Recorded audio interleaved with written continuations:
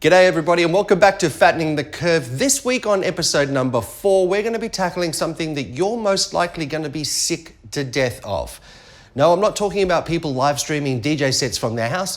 I'm of course talking about banana bread. Although, maybe we could do both.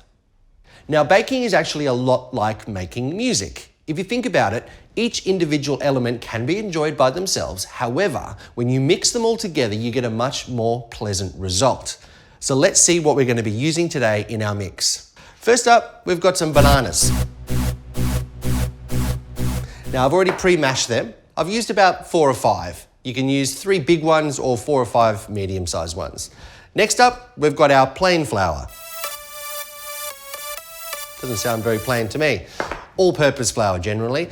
Now, self-raising flour adds a much spongier, different result. I don't like it for banana bread. I like my banana bread to be more cakey. It's more of a dessert thing than a bread. Then we've got 2 eggs. A little tip. To tell if eggs are fresh, drop them on the ground. If they explode everywhere, they're fresh eggs. If they hit the ground and sort of just crumble apart and are white, that's a hard-boiled egg. Next up, we've got some salt and some bicarb of soda. We've got some melted butter.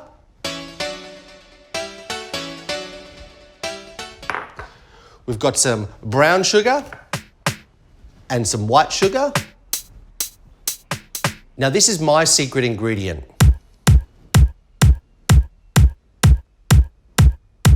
Greek yogurt. It helps keep the banana bread really moist. Let's start to assemble our mix. Take a bowl, dump in the brown sugars, the white sugars, and whisk them together with the melted butter. Now you want to mix them together, get them all incorporated through.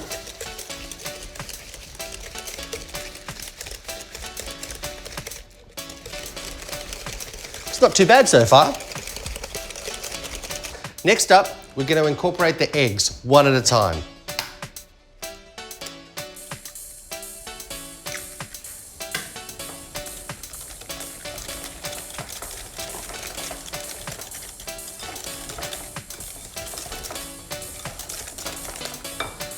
Next one.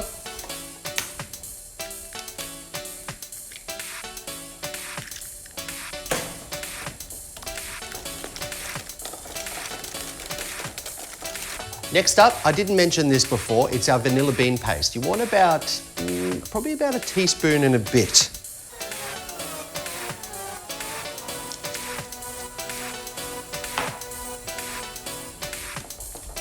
Get that incorporated all the way through.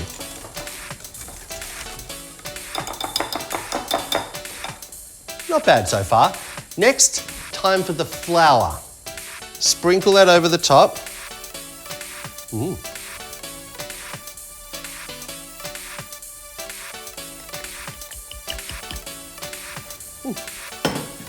And then also add in our bicarb of soda and our salt. Use a wooden spoon for the next bit because you just want to incorporate that flour, sugar and salt lightly into the mix. Now once that's all come together, it's time to add our bananas and our secret ingredient, the Greek yogurt. I use a spatula for this because you want to fold it in gently. You don't want it to just mix up and disintegrate. You want it just lightly mixed around your mixture.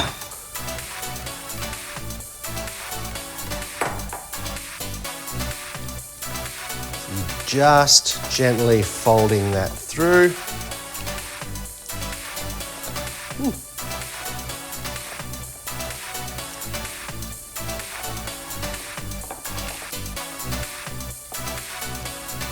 Then,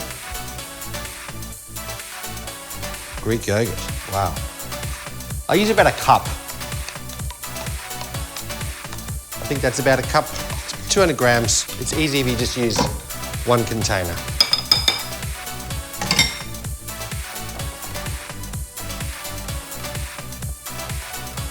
All right, now that that's all folded together, it's time to pop it into our cake tin.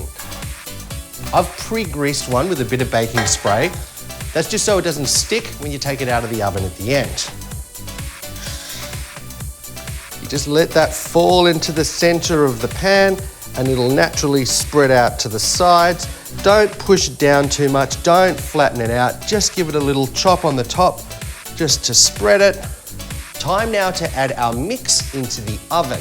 Much like when you take a music track into a mastering studio and add sidechain compression, filters and EQ, the heat from the oven is going to make this bad boy rise.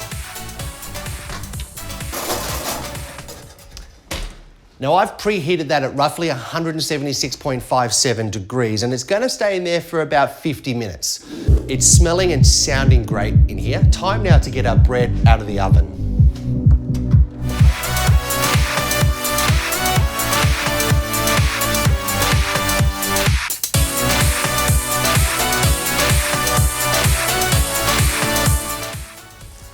In hindsight, I should have probably made bickies. What you want to do is let it sit in the pan for about 5 minutes and then tip it out onto a cooling rack and let it cool completely before you eat it. Keep an eye out in the coming weeks for an episode where we're going to cover all of the things that you can do with your excess banana bread, like banana bread incense holder, banana bread cushion stuffing, and of course banana bread slippers. We'll see you next time on Fattening the Curve.